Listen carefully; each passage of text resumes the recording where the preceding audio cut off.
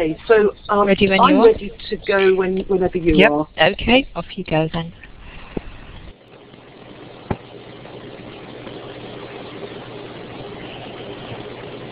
Okay, you can start when you're ready, Linda.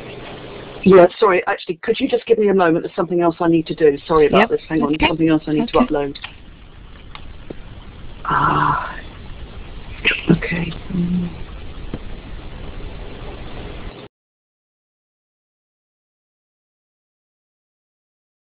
Go. It's got my windows all open now. Okay, right. Off you go then. Right. So, good morning, everybody. I'm Linda Lewis, presenter of Group 3. My fellow group members being Dr. Ray Camilleri, Isa Salvador Pinto, and Ashbel Indaweri. So, given the growing trend towards group-based learning and the issues that we've all been hearing about this morning, we were keen in our group to find out how non-traditional methods, such as online tools and e-assessment, could be used to improve the experience of both students and their tutors. So let me talk you through, first of all, what we're going to cover in the next 15 minutes, and there'll be an opportunity for questions at the end, as you know. We're going to look, first of all, at some of the issues associated with group-based learning, both the advantages and the challenges. Then we're going to focus on some more traditional solutions, both from the teachers and the students' point of view, including peer assessment. Then we're going to move on to something new. We're going to look at using online tools and relate some of our experience of using electronic assessment over and above traditional paper-based methods such as tests and exams.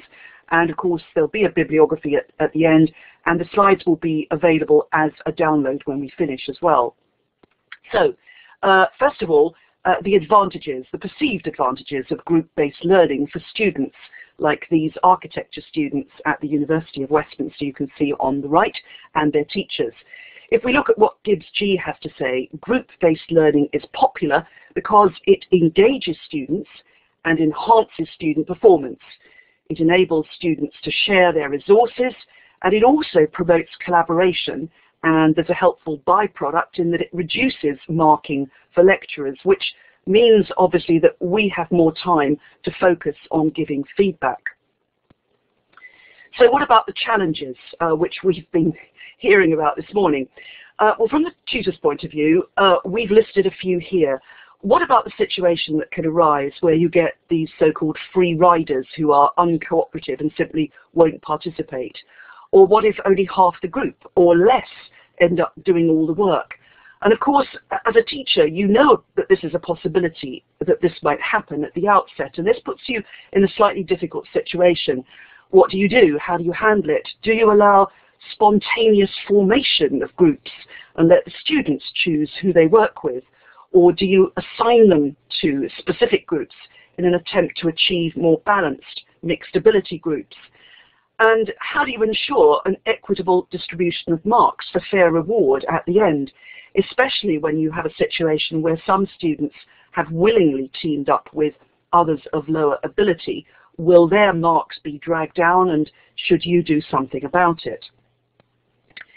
In actual fact, from the student perspective, it's interesting that group work isn't universally valued.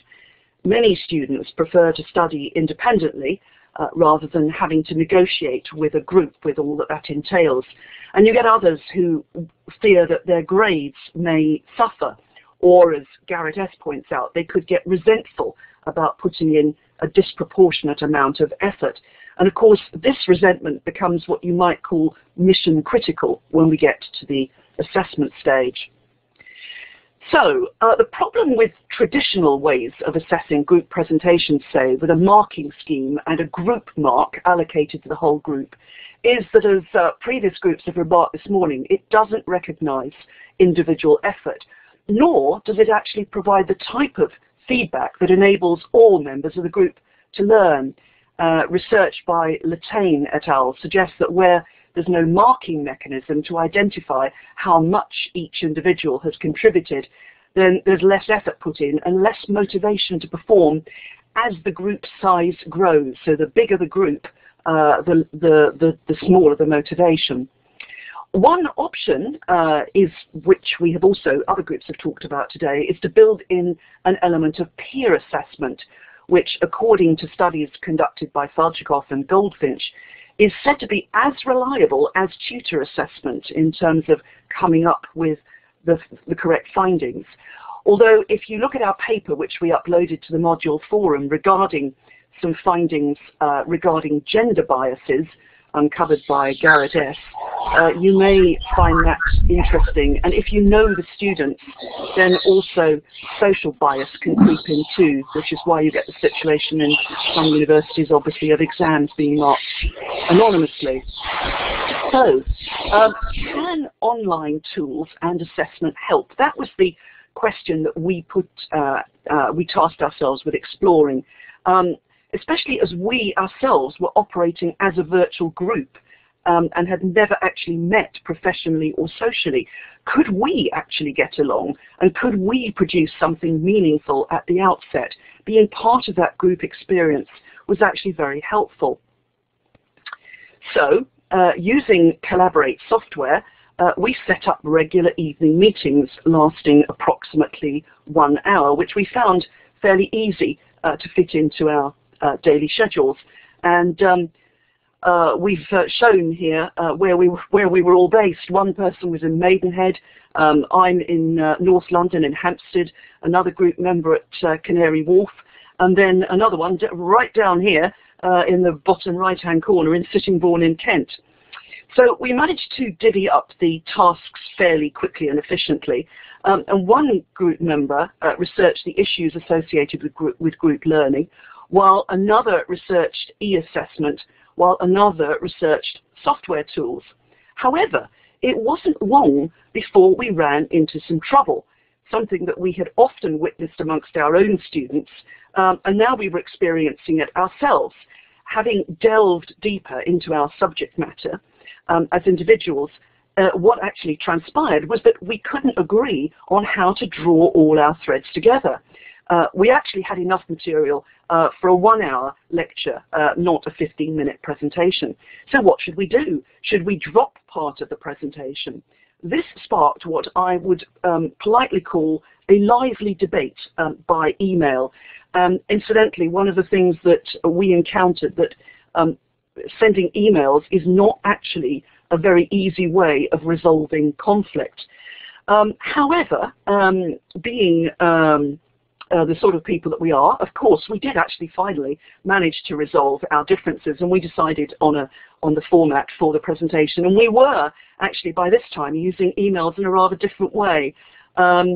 We were using Collaborate for face-to-face contact, and using emails to deal with some of the logistics. And you can see there some of the messages that we were sending backwards and forwards to each other, including one from one of our group who volunteered that he was proofreading our final document in the train at Victoria Station. So we were back on track, if you'll pardon the terrible pun. So let's move on to how we did our research on when we proceeded to look at various ways of using electronic assessment. We found that online tests are considered to be a good way of assessing the broad knowledge and understanding of a particular topic or module. However, as other colleagues have pointed out, this form of assessment may only test surface learning, particularly if it involves multiple choice questions, unless those questions are created thoughtfully, as highlighted in research by the Joint Information Systems Committee. One group, remember, reported that there were sometimes problems creating online tests in that questions must be explicitly written so that the learner gives an answer that's recognized by a particular piece of software. For example, a numerical answer must be written to the correct number of decimal places in order for a computer to be able to understand it. Then we looked at more extensive uses of e-assessment, and one idea for keeping track of who does what in groups is to require students to keep online logs, rather as we do with our journals. Wikis and blogs have proved very useful, one of our group has found, to the architecture students I talked about at the beginning. And the University of Westminster's Biomedical Sciences Department is introducing an electronic personal development portfolio for new Level 4 students. And at Regent's College, where I'm based, in the arts faculty, we piloted having students submit essays via Blackboard last semester. So, we reviewed some of the e-assessment software packages available and discussed their particular relevance in a group context, and I've listed some of them here. There's audio assessment software such as Audacity and With the Voice, which was found to be particularly helpful for providing recorded feedback to group members in the form of a short podcast. The advantage is it's instant and it's more personalized than traditional written feedback. Quiz generation software such as Hot Potatoes, which is free software developed originally for language learning, allows tutors to create exercises, quizzes, and crossword puzzles using the web. Blogs and wikis on e-portfolio software such as Blackboard, Mahara, and PebblePad allow groups of students to create web pages which can be assessed by their peers or be validated electronically. And finally, there are video capture tools, one of which I use extensively on my financial media course to capture news reports, where I want to show students something which is current and up to date. The best tool I've come across is something called Snaps, which you can use to capture streamed video. And I thought I would just show you a very brief example of a big news event from last summer, which my students were captivated by. I hope that you can all see this. It does depend on what player you've got on your computer, but it's an MPEG, so it should play. If it doesn't, would you please bear with us, because it only lasts about 30 seconds. So this particular clip I'm going to play you is Rupert Murdoch being quizzed by MPs at Westminster last summer.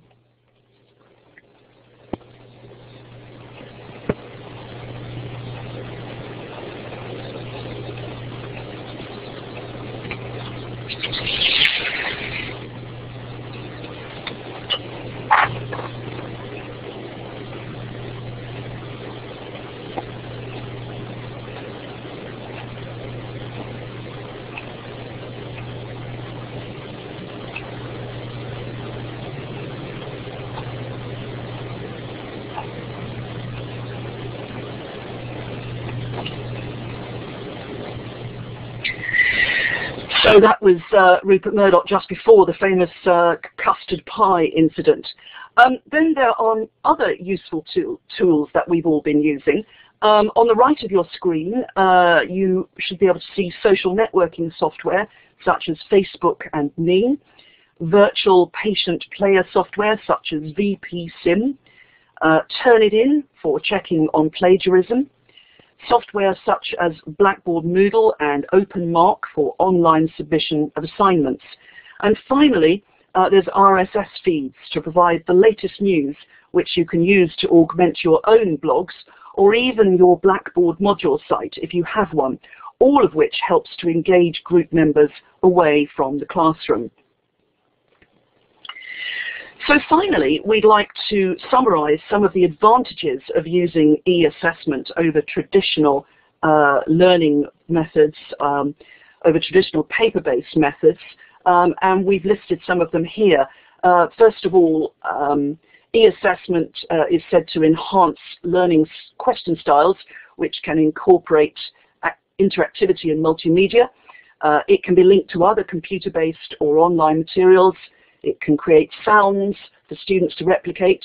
That's particularly helpful if you're teaching languages or involved in music teaching, for instance. It's said to increase the efficiency of marking and data management, no more bits of paper to worry about. You have another advantage in that group web pages can be assessed by the students' peers, making the marking more easy for them as well as for you.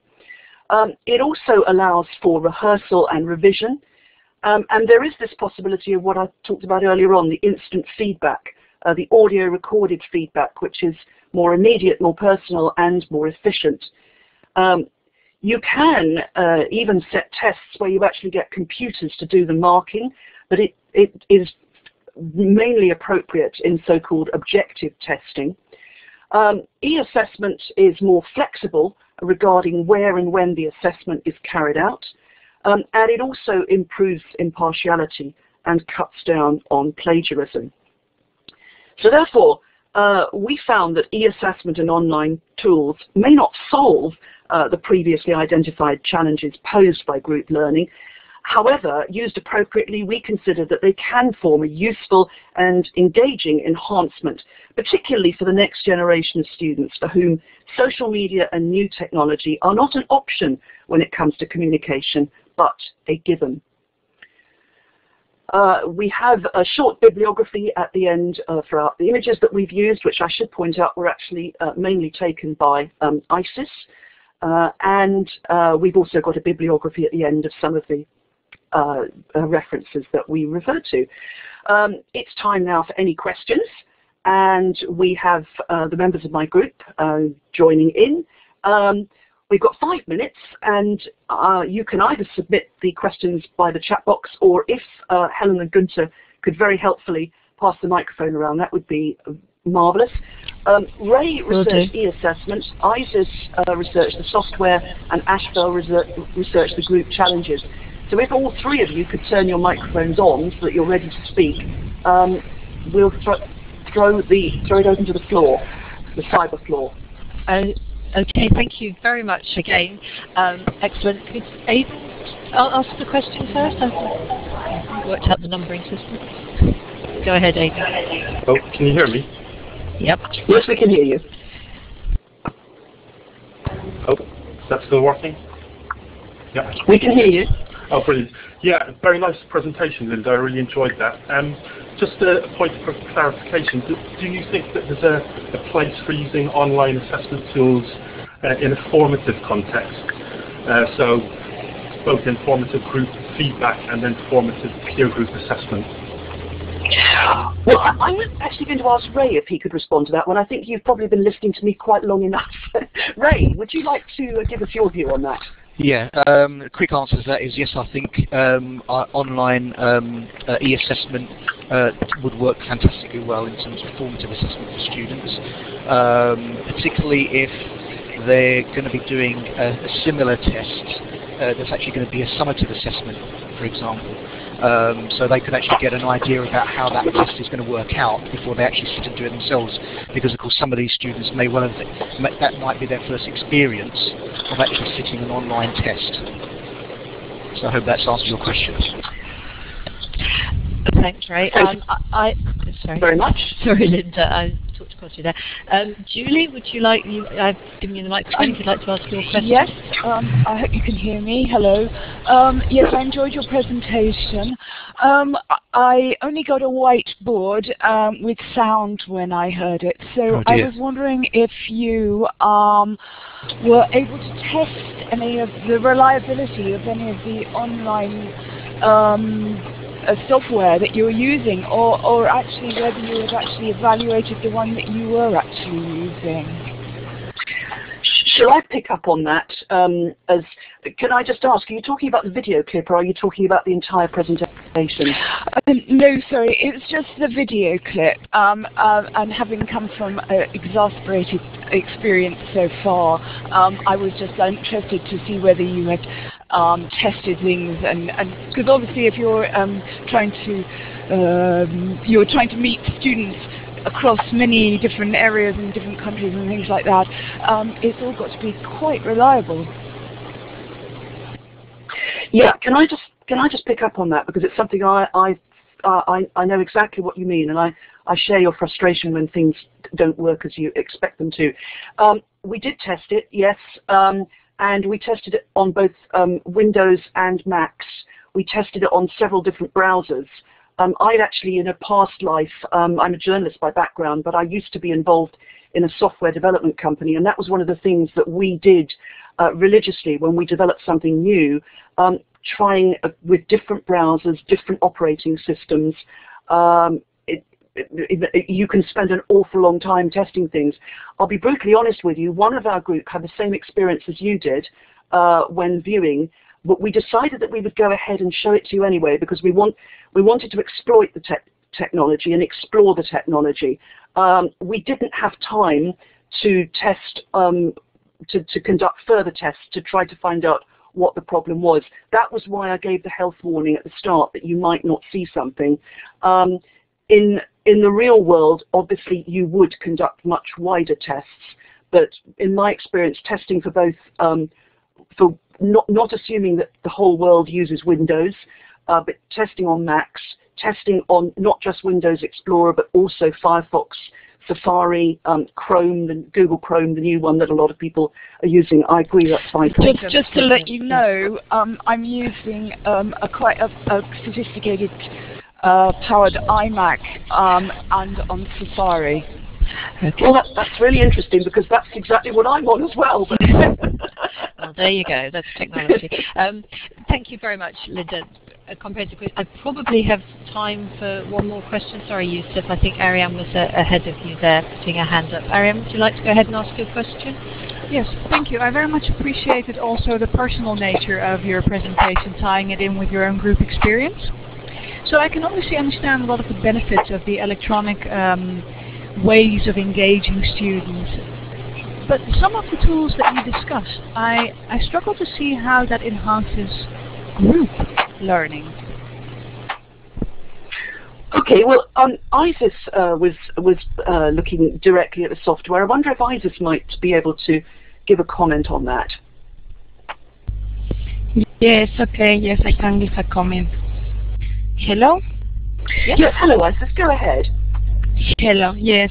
I am teaching 3 modules, and one of the modules is this one that I was taking the pictures, and they are doing a group project, and they are divided in 3 groups of 4 or 5 people, and we are using for the assessment process and for formative feedback wikis, and it can be used for groups because they are studying 3 different areas in a same city in Vietnam. And we create like a wiki for each area and one for the general city, for the general planning. And what they do is like we have like face-to-face tutorials 1 time per week, like Wednesday from 6 to 9. And then they put the material that they prepare during the week in the wiki. Then we can analyze the process of and the evolution of the project of the students. And the other system, I divided the systems that I have found in the Joint Information System Committee in the effective assessment in digital age. There is like a list of softwares, and I was looking, and the Open University use Moodlet and OpenMark. That is for creating question marks. Then an example for for creating quiz.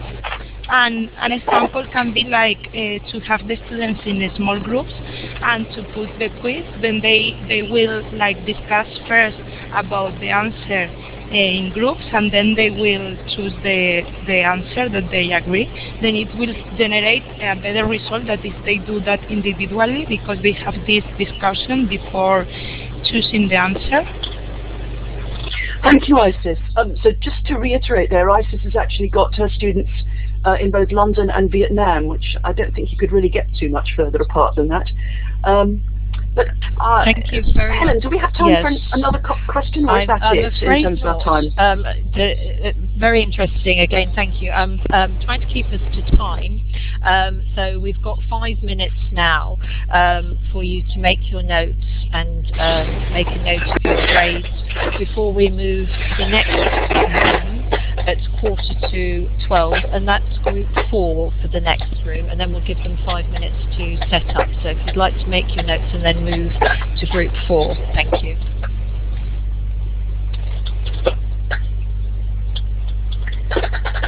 Helen, if I've still got the mic, I just wanted to say that I've actually sent as a file transfer our PowerPoint to everybody who's able, and they're able to download it.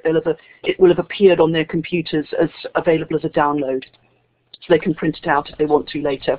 I did get that, and actually I was going to ask after the presentations today if you would post your PowerPoints, if you would be prepared to do so, because I think they're all very interesting. So perhaps we can do that, post them to the forum for each of the groups.